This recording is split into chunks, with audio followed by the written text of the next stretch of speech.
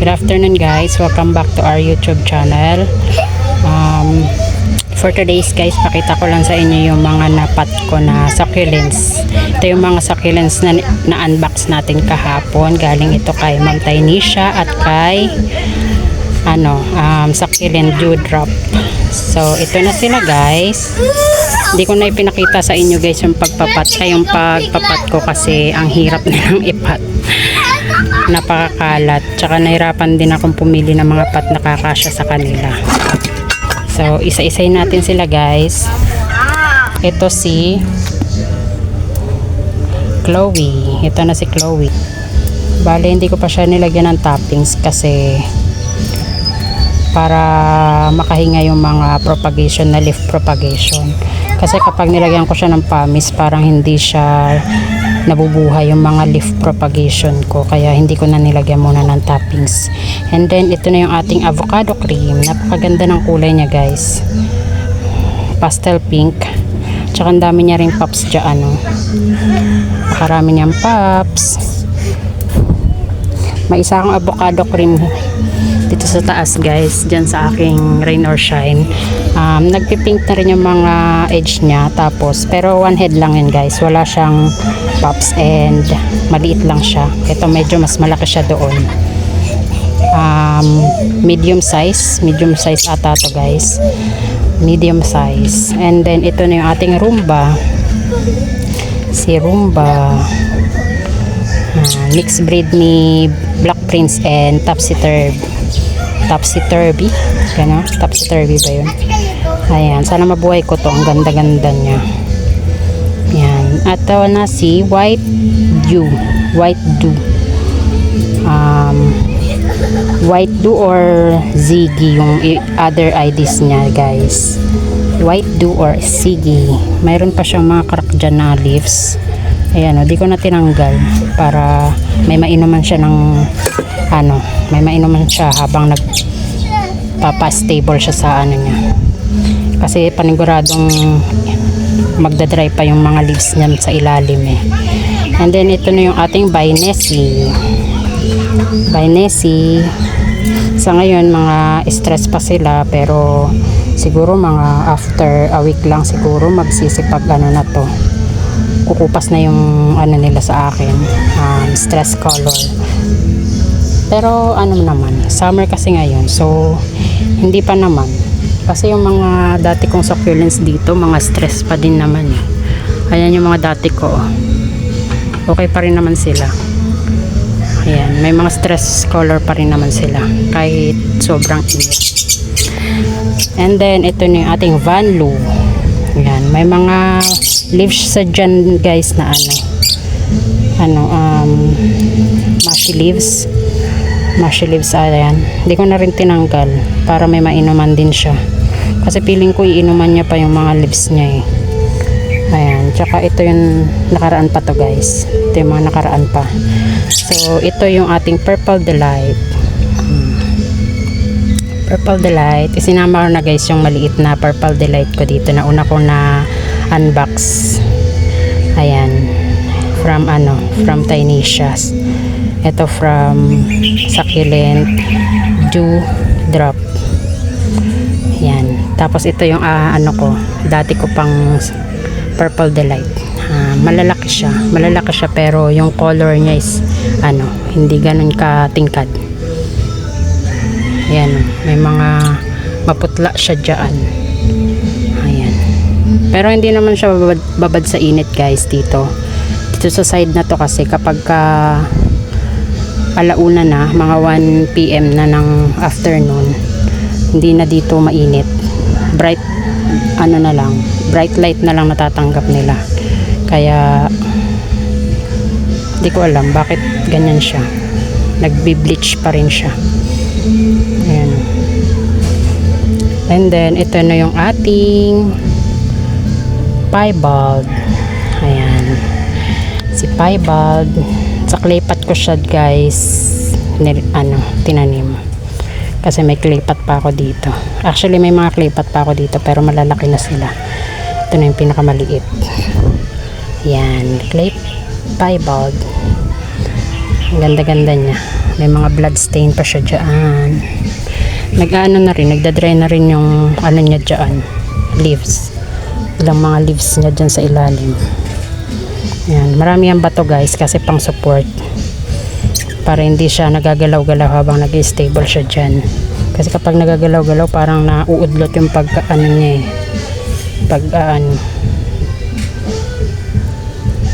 Pag-a-adjust niya dito sa akin. And then ito na yung ating snow peach snow, ano ba? Peach frost ata to.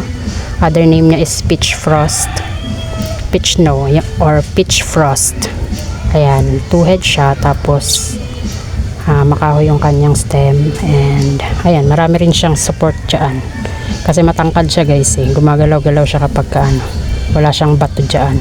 Pero tatanggalin ko din naman yung pagka kumapit na siya dyan sa lupa niya.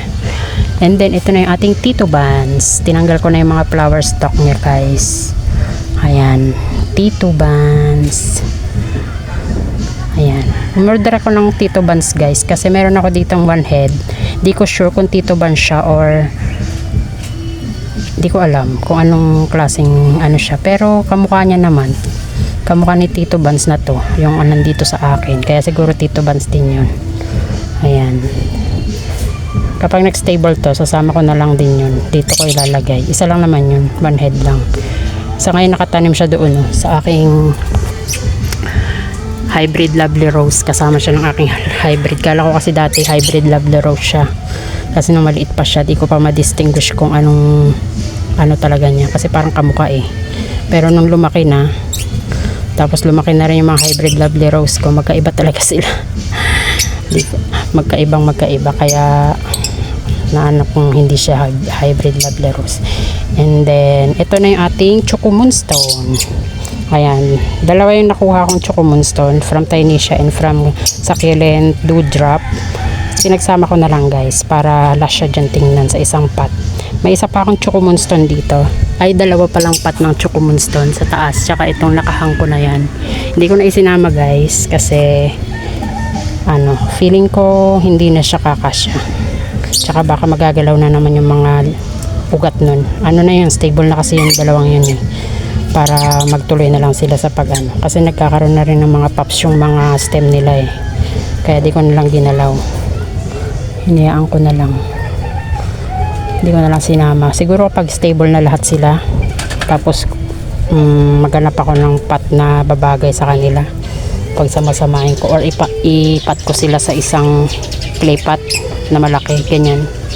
Ayan, clay pot na yan, malaki yan eh. Tsaka ito hindi ko lang magamit kasi sobrang laki. Ayan, pag stable na. And then yun lang guys, yun lang yung mga napat ko, and yun lang din yung mga ko. Ito pala yung pa-free ni Ma'am Tynesia, Gasteria alus. Ayan, naipat ko na rin siya. Cute. Ay, ito pala hindi ko pa nalagyan ng toppings to. Lalagyan ko rin ng toppings. Kaninang umaga guys, ipag-check ko dito sa aking mga rain or shine na succulents. Kalat-kalat yung lupa dito. Hinukay kasi ng ibon yung isa kong pot dito. Ito si Nanahok Kumini. Kaya nilagyan ko siya ng maraming bato para di na niya mahukay. Ayan, hinukay nila. Pakita ko sa inyo yung video guys. Ay nako, hinukay ng ibon ng aking succulents. Nakakaasar. Yan ang problema ko dito eh, kapag yung mga ibon dito ng ewan ko kung namimerwisyo ba naghahanap ng uod sa ilalim ng lupa. Hinukay talaga nila. Kakaripat ko lang kasi pinalitan ko na siya ng pot para lumaki yung mga bibis niya. Kasi ang dami niyang bibis sa ilalim eh. Nilipat ko siya sa mas malaki, sa gantong size, 6x5. 6x5 ata to, 6x4.5. 6x5. Kasi dati nakapat lang siya sa 5x3.5 ganito. Kaya niripat ko siya sa mas malaki para lumaki na rin yung mga bibis niya. And then ito yung ating Sino to? Si Crab cactus. Look guys, ang ganda ng flower niya. Tada! Ang cute. Ang cute ng mga flowers nito eh. Kaya ako na-mind to eh. Kasi naganda na ako sa mga flowers niya. Ang dami niyan guys. Look. Ayan. Kada tangkay niya may flowers. Ang ganda-ganda. Ihahang ko yan siya pagka nag-stable na siya. Sa ngayon kasi hindi pa sila ganong stable kasi ano. Yan lang. Kakapat ko lang. And then meron pala ako ditong casualties guys. Nag-start na silang mag ano, stem rot. Ilan na sila? Ito si sedum. Sedum lucidum. Sedum lucidum. Ayan. Nag-stem rot na yan siya guys. Ito, dito nag-stem rot. Ito, ewan ko kung stem rot na rin tong ilalim nito kasi ayan, naglalagas na yung mga dahon niya. Ayan ang bilis matanggal. Kaya ibinaba ko na siya, inano ko din siya dito sa malilim. Tsaka palagay ko hindi rin tutubo yung mga propagation ng leaf niya. Kasi tagal ko nang tinatry ito. Parang walang nag-success. Wala talagang tumubo kahit isa sa mga nilagay ko mga leaves dito galing sa kanila. Hindi sila nabubuhay. Ayan o, natatanggal na guys yung mga ano niya, leaves. Nahuhulog na. Kaya siguro ano na yan, root rots and stem rots. Ayan o. Hindi ko lang sure, pero ayoko kasing bunutin. Sayang kasi kapag binunot ko, baka hindi pa naman. Tapos yung aking ano guys, si red ball vampire. Ayan, yung pangalawa kong itinanim. Ayan, napansin ko sa kanyang stem. Ayan guys, so ayan, yan parang mga brown na yan. Mushy yan guys. Hindi siya masi. Parang ganyan siya. Parang nagaganyan siya. Di ko alam kung ano siya. Stem rot. Kaya siguro namumutla. Kaya inaprot ko. Tapos binabad ko siya sa fungicide. Yung kulay white na fungicide. Binabad ko to. Yan, naka-air dry lang siya dito. 2 araw na siya naka-air dry dyan. Yan. Sa ngayon hindi pa naman siya natutuluyan. Ayan. Tapos yung isa kong guys, si pink hat. Ayan, nag-rot na rin. Napansin ko na lang din naglaglaga na yung dahon niya. Ito na lang yung na-save ko. Isang sanga niya. 3 heads kasi to. Yung 2 heads niya yung nag-rot, stem rot. Lahat ng leaves nagtanggalan na rin. Pero ito, hindi pa naman siya. Kaya air dry siya dyan. Tatanim ko na lang ulit kapag na siya. Tapos dito sa cherry blossom ay bloody cherry ko. May isang stem siya na nag-rot. Tinanggal ko kaagad para hindi humawa sa iba niyang Ito yung guys, oh. Yan. Tapos in-sprayan ko siya ng fungicide. Tapos itong na-cut ko na to. Inano ko na. Air dry. Ayan, di pa naman siya na Tapos meron pa dito guys. Ang dami na ng aking casualties. Nakakainis. Ito si pink rue. Ayan na guys. Napansin ko rin yung kanyang stem, nangitim. Kaya binunot ko kaagad, hinugasan ko. Tapos, ayan, air dry siya dyan. Pang na niya, pang 3 days na niyang naka-air dry.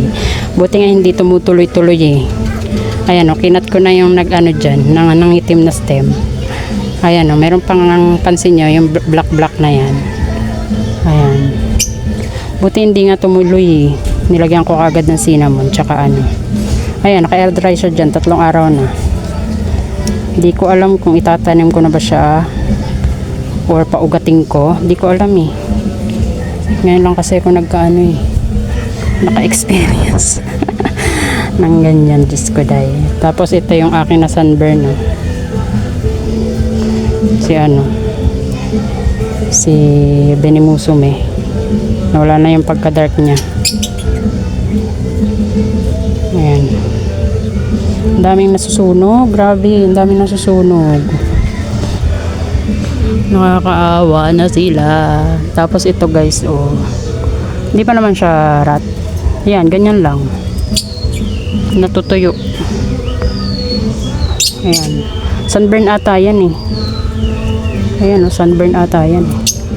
Pero ano naman siya, naka ano sila oh, naka roof, naka acrylic roof, kaya hindi ganong tagos yung init dito. Yun lang, sobrang init lang talaga ng ano, bright niya, pagka bright sobrang init. Wala pa tong mga dilig guys, kasi nagdilig ako ng Friday. Ano na ngayon, Thursday. Didiligan ko na siguro sila mamaya, kasi ano na eh, paaga ng paaga yung aking schedule, para hindi ko na masusunod yung schedule ko, kasi sobrang ano na sila, uhaw. Naawa na rin ako, kaso kasi nagdadalawang isip ako, kasi may iba akong plants dito na hindi pa tuyo. Ito oh, katulad dito ni sino nga to, Pink Rosa. Nung tine-check ko yung lupa niya, moist pa, pero yung iba tuyong-tuyo na, katulad dito ni RC. Ayan o, tuyong-tuyo na niya, tuyo na si RZ. Ayan, tuyong-tuyo na. Tuyong-tuyo na. Ito lang si Pink Rosa ang ano, moist pa yung lupa niya. Ewan ko, ba't di siya gano'n nainom. Tsaka pala itong si ano. Ito oh. Ay, hindi. Tuyo na rin to. Si ano pala? Ito oh. Si...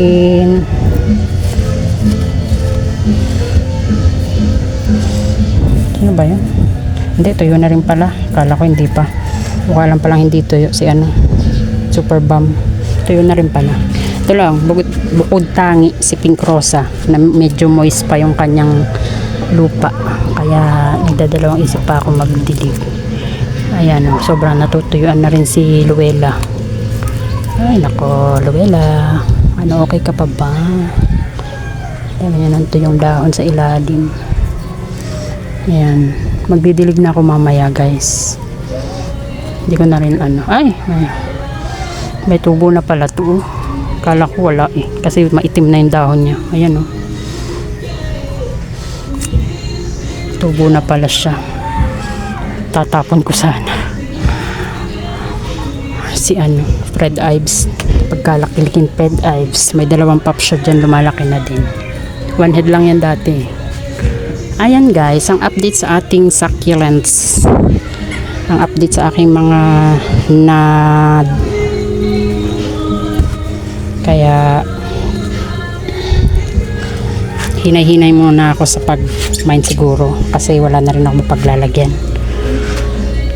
And parang anuhin ko muna, tingnan ko muna kung masosurvive nila tong summer na to. Napakainit. First time nila dito sa akin kasi na mag-summer eh. First time ko lang din silang alagaan na ganito, summer. Hindi ko alam kung kakayanin. Sana naman. Siguro alagaan ko na lang sa dilig. Diligan ko na lang siguro lagi, no? Para hindi sila, kasi feeling ko kasi kapag diniligan ko naman lagi, ayun na magiging cause nila ng pagkarot-rot. Katulad ni ano, Pink Crow.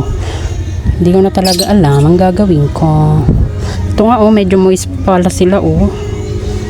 Moist pa si pink, ay ano, purple champagne. Moist pa yung lupa niya oh.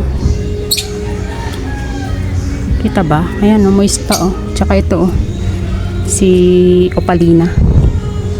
Mga moist pa yung lupa nila. Ito, tuyo na rin. Nasa klipat kasi. Ito, ayaw ko masyadong dumikit dito kay cream tea. Ang ganda-ganda pero hindi ko matanggal. Ang tigas ng ano niya. Ito yung ano. Ako, baka mga tina naman tayo nito. Teka lang. Ayan o. Ano ba to? Ha?